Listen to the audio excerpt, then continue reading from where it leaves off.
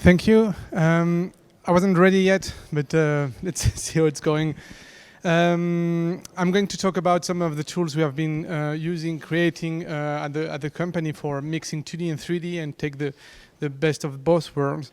I will play the demo reel with that sound. It's including feature films and documentaries and museum stuff. Short movies from low budgets to higher ones, obviously. So there is a lot of very different budgets here, and you can see we have a very 2D style in our productions. But the fun part is most of it is made on Blender because we decided. Oh yeah, closer. We decided to use Blender as the main DCC 10 years ago, and here you have the result. So I'm Flavio Perez, I'm the CTO and co-founder of Les Fées Spéciales.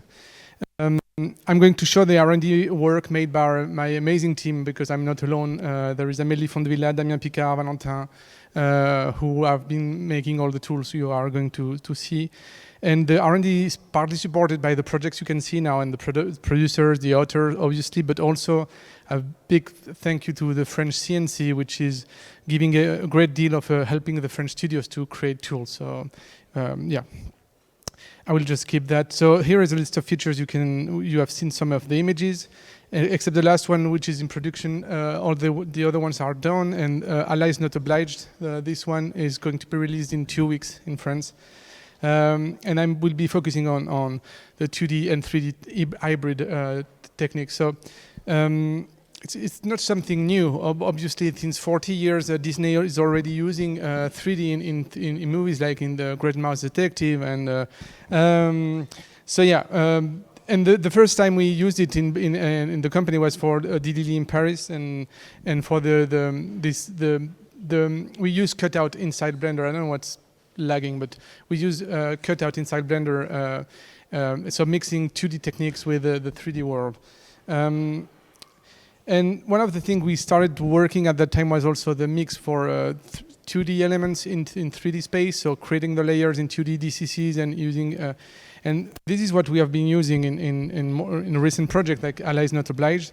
So this is basically an Illustrator file with different layers, but we used to do that with Photoshop files also. And yeah, it's lagging, I don't know why.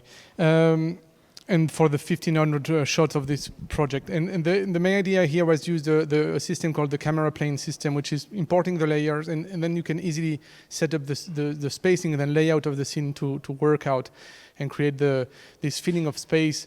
So there is you can see the distance to the camera, and it's easy to set up. Once it's set up, you have you can create an action camera and then move it around, and you have parallax effects and stuff like that, which is very easy to do when you have set up the right spacing, obviously. There is more options. You can also animate the layers and stuff like that. And then here is the animation scene. You will see how it's set up, and there is a mix of the 3D elements, the characters or hands, and then 2D elements. And then even here, the animators can still move, but for example, some of the layers to give some effects of something moving in the background or something like that. So it's free to move way later in the production, and that's including also. To sum up here, so we created the 2D layers in Illustrator. We imported all the layers as PNGs in Blender. And we added some 3D elements and 3D assets, animated them. Yeah, it's lagging. I don't know why it's happening. Anyway, and then going back to After Effects and putting all the compositing and effects inside the compositing software. But the idea was to bring back the Illustrator files, the original Illustrator files or the PSD files, so we can get some of the effects lost in the PNG export, for example, are back in the After Effects.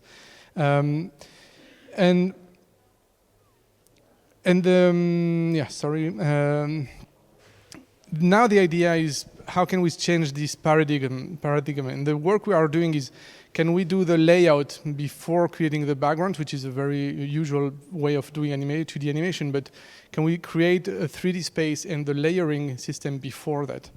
So this is something I recorded 2 days ago.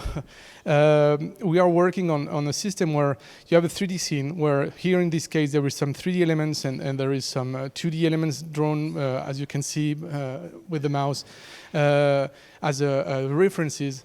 And then you can create a new layer. Just click, using the planes you can click and draw in the right place. Here I want to do a grass reference layer, for example, and start doodling. So the basic idea is just doodling. And then you can see, we will just add this on the, yeah, so you can see I just doodled the grass in this overlay.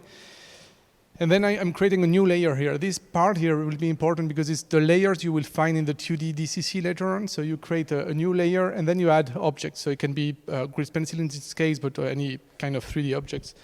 And then you set up a camera. You set up a background camera, which is not moving, which is the right ratio or size to fit everything you need in your setup.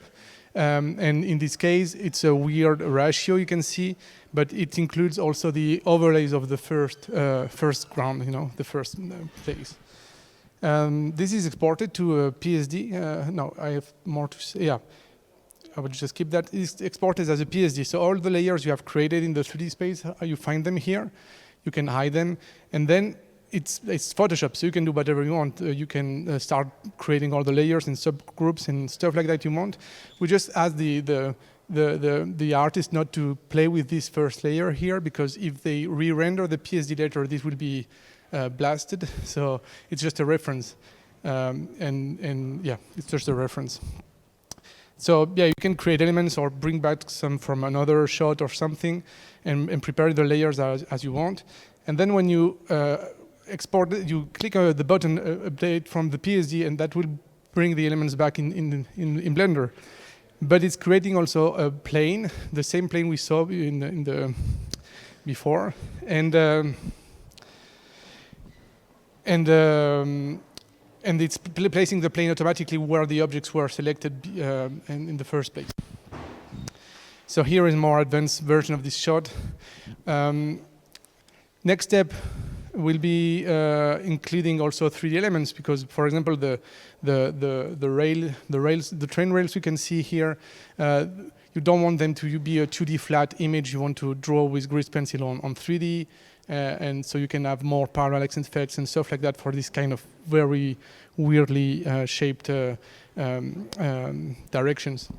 And the next step for us now, we have this layer-based system, and we want to be able to do the same thing with camera mapping. So instead of having a 2D layer coming back in the software, you will be projecting the background directly on the 3D elements, and having a layer system to make multiple cameras and stuff like that.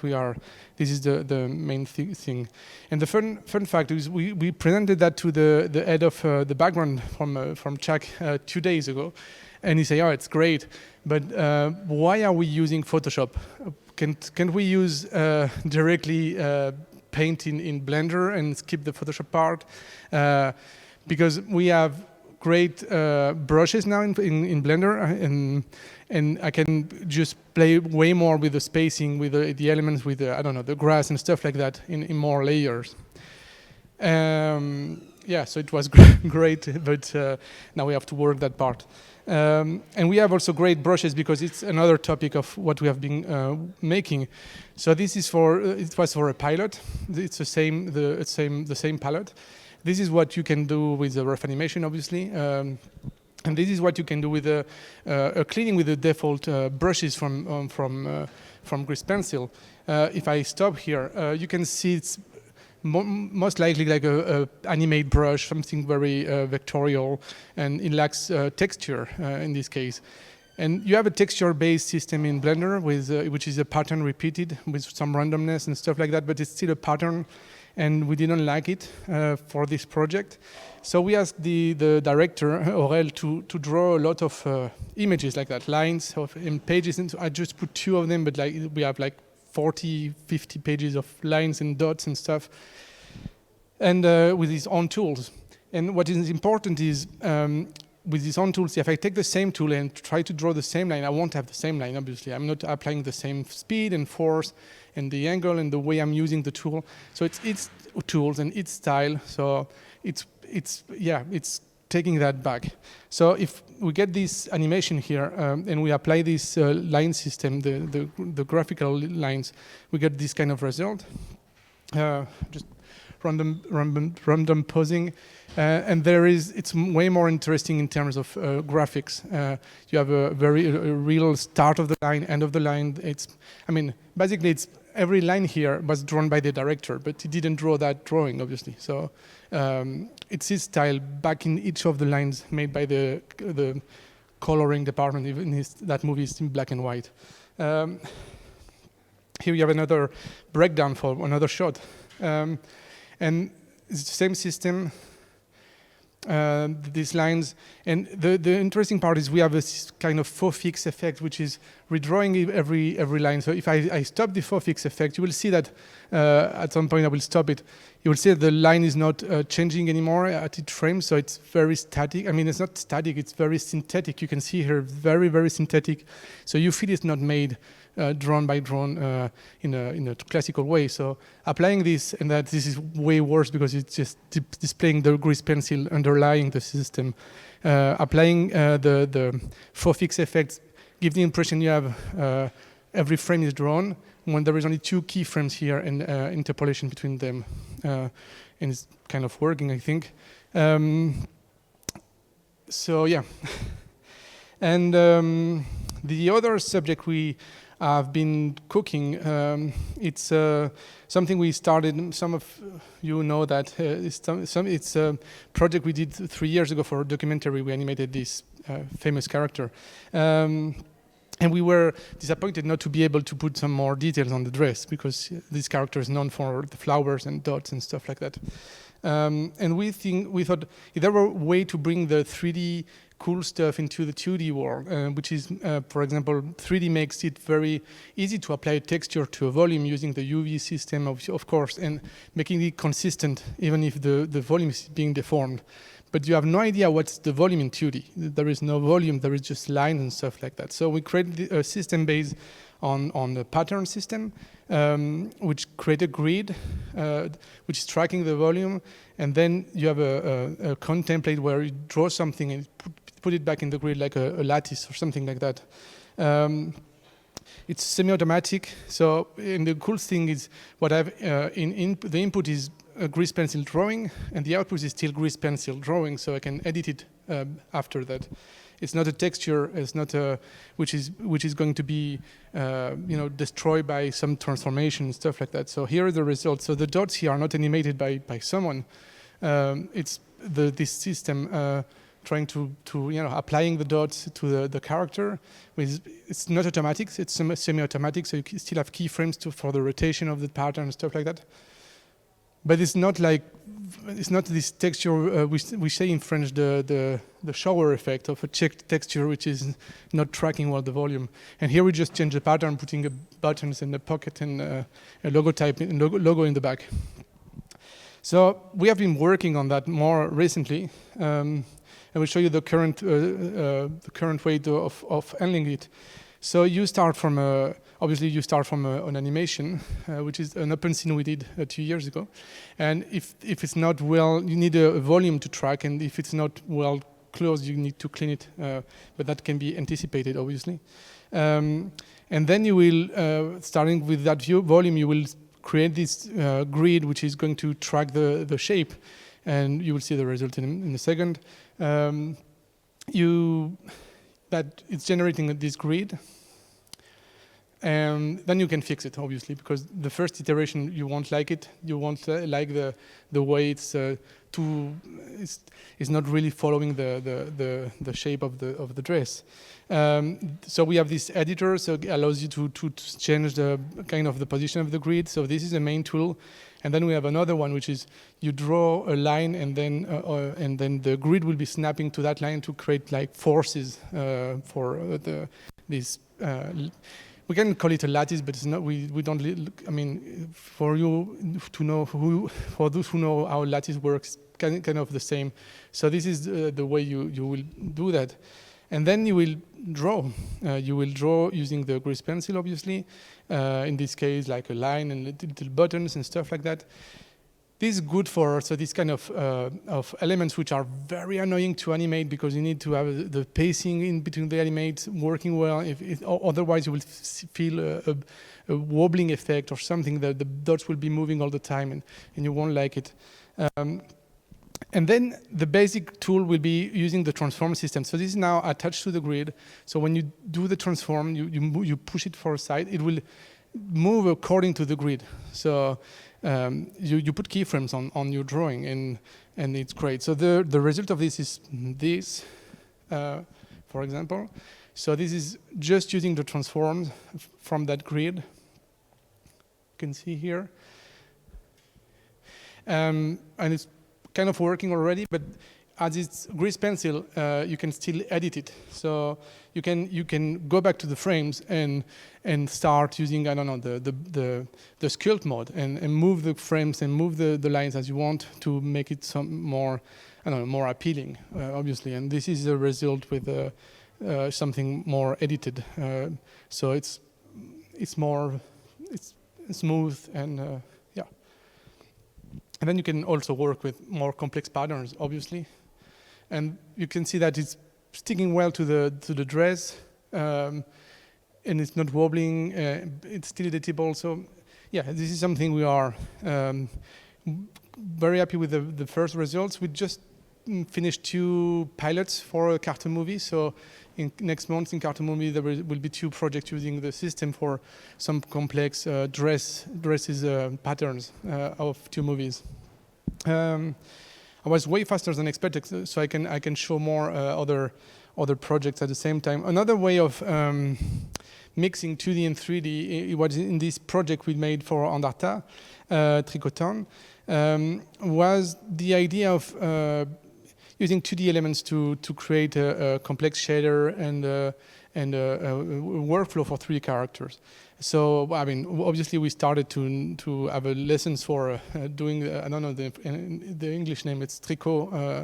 Yeah, I don't know the English name for it, but to learn how node is made, because we needed to model it. We needed to create a 3D version of the way the string was moving in the shape to generate these 3 very important images.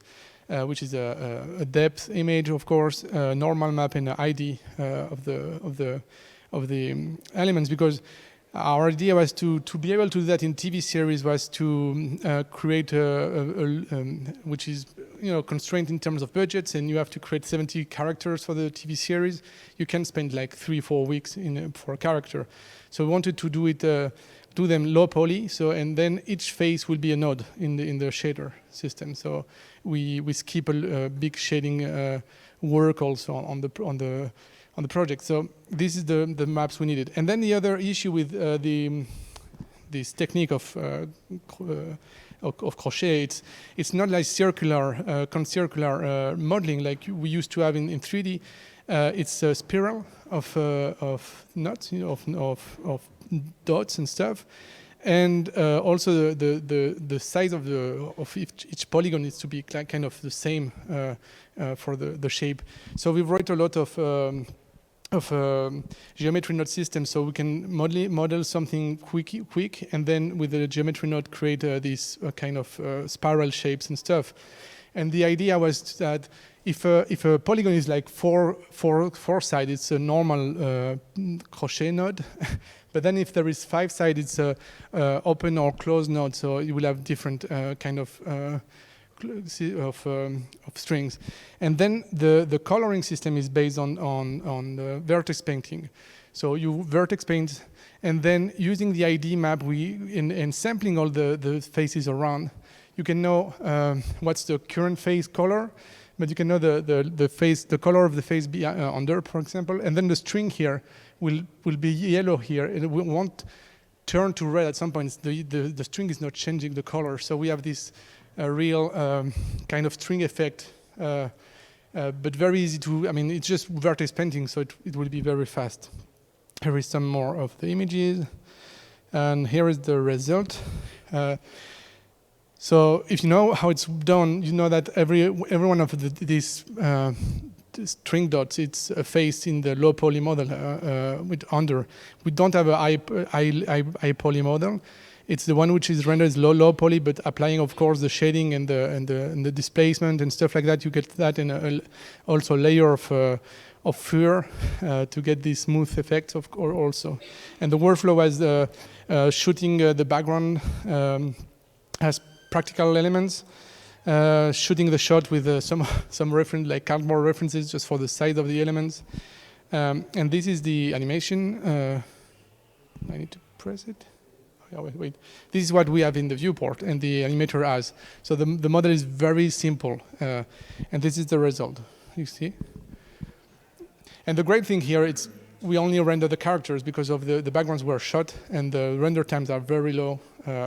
And for a TV series, it's I think it was a smart idea from the director to mix everything. And yeah, you get this. It's full 3D here, of course.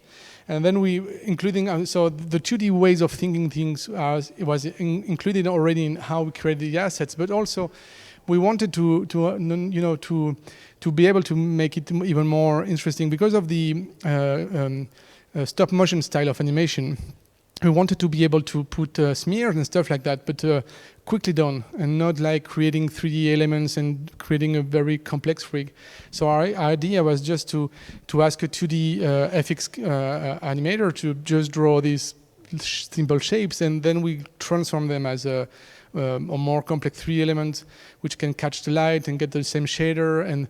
But the base is like this. Drawing these shapes for a 2D animator is like 5 seconds, and then you go to another frame. You don't need to spend more time on this step. So, and you have some of the results here, and it's catching the light. And I think it was and you can duplicate, I don't know, frames and stuff. And but then the palette was done, and we are waiting for the production to start to be able to apply this.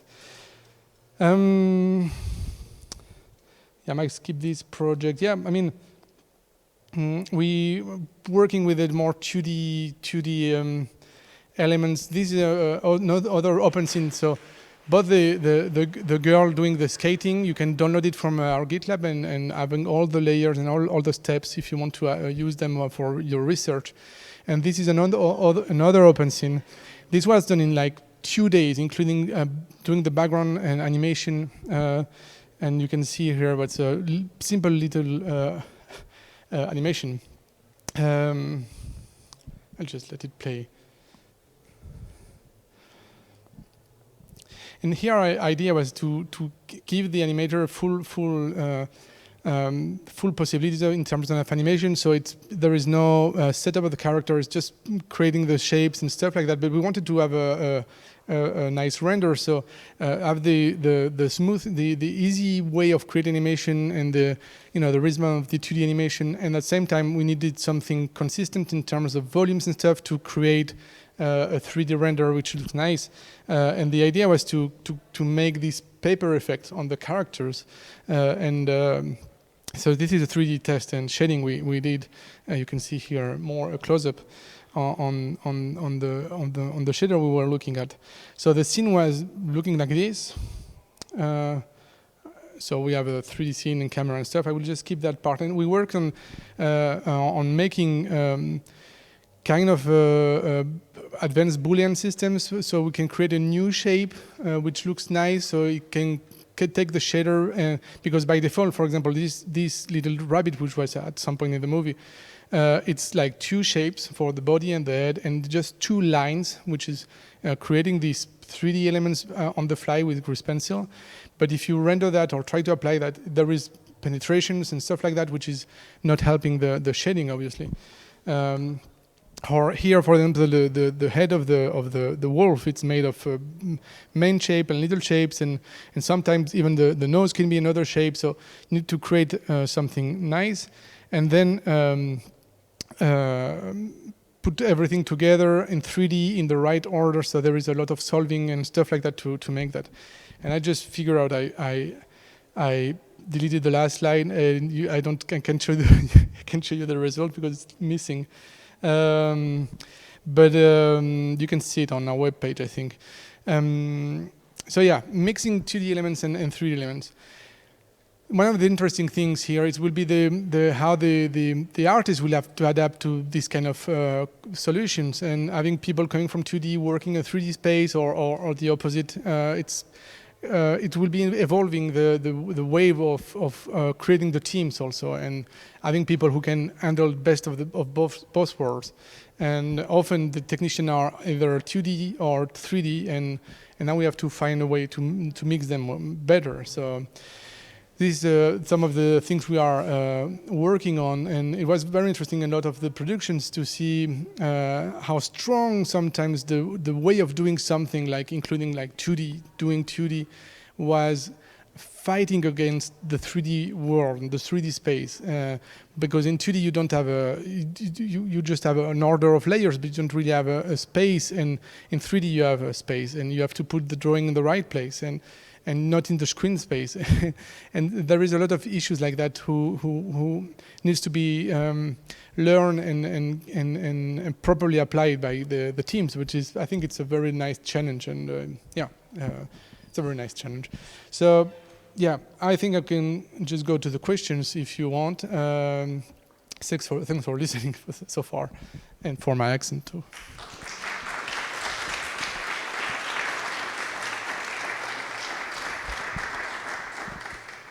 Thank you, Flavio.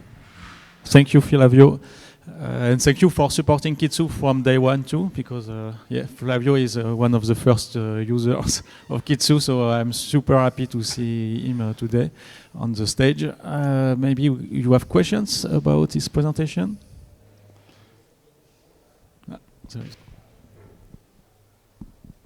Hi.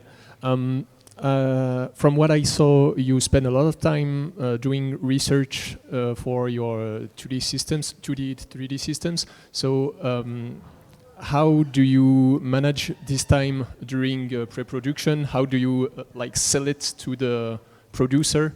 And how does it affect the team as a whole? Because I guess you have to take time to teach the artists. So how do you plan that? Yeah, so it's a great question, obviously, because it's very hard to sell R&D to a producer. He wants to be paying for artists and people working in the images, and not people working on code and stuff like that, because don't get the point sometimes. And I think it's even more interesting because in the 3D world we have been used to have a technical directors and developers and stuff like that, but not in the 2D side of it. It's pretty recent, the idea of having TDs working in 2D movie and creating tools and trying to improve how the graphics work. And I think the 2D artists are super resilient, and their work is to draw and draw and draw and draw and draw again and again and again, while in the 3D world you will never start to draw the frames one by one, and so it's very different. Then obviously there is, we try to explain why it's important to have TDs, either on, for example, setting the asset management. I didn't talk about that, but we have an asset manager called LibrFlow, and we work a lot with Kitsu, obviously, but just setting that and setting the Kitsu and exporting everything, creating the link between the tools and stuff like that is important.